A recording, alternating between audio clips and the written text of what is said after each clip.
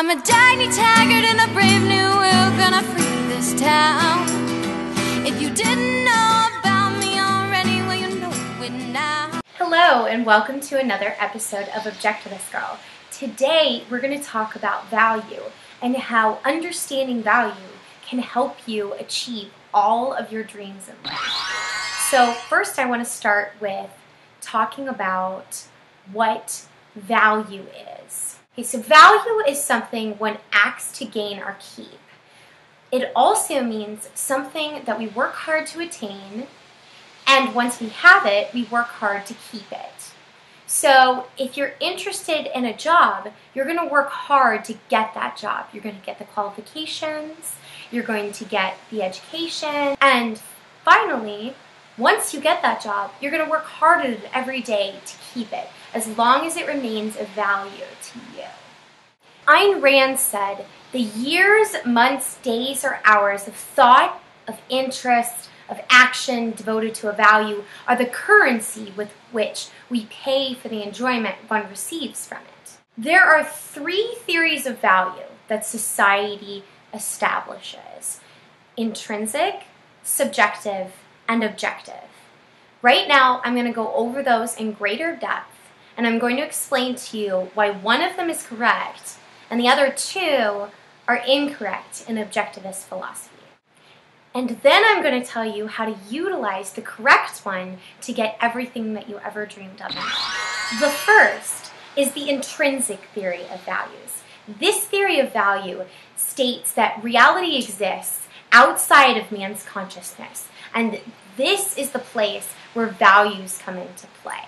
It states that morality and one's own destiny is already in place. Normally, this theory has some sort of arbiter. In fact, this is where most statists end up getting their idea of value from.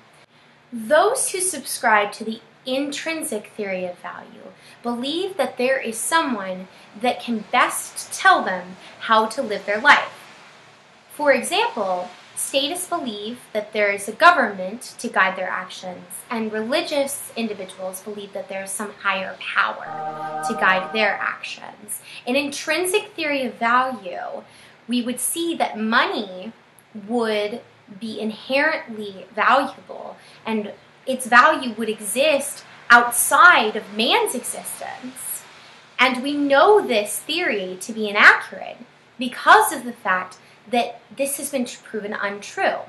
Every time the inflation rate goes up, we see that goods cost more. This is because store owners realize that their product is still worth the same amount, and they don't value their product any differently, but they understand that the scarcity of the dollar is smaller.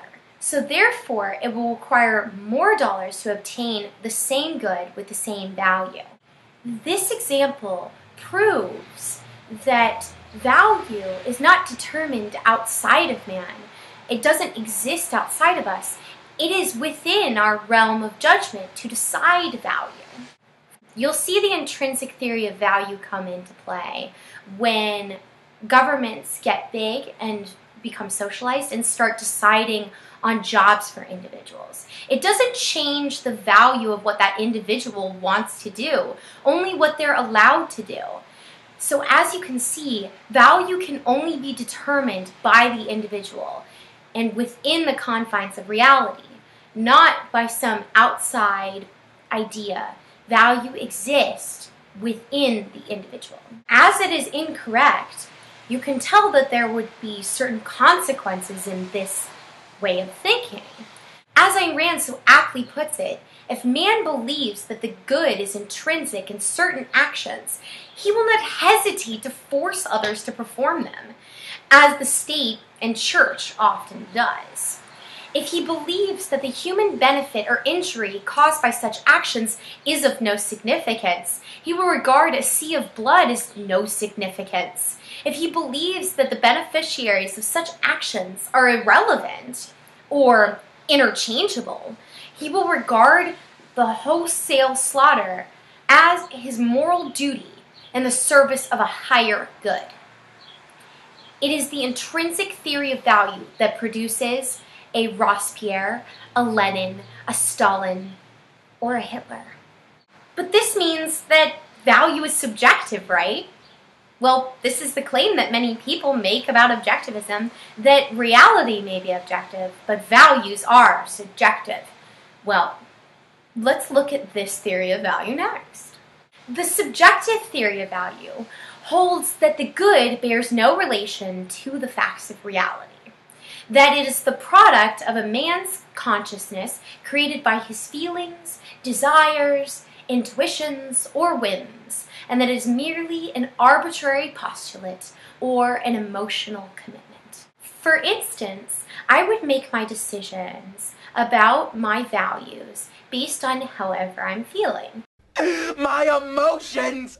My emotions! If at one moment I was very dedicated to losing weight, I would set about working out, eating right, but at any moment that I felt any desire for ice cream, I would go ahead and blow my entire value before that.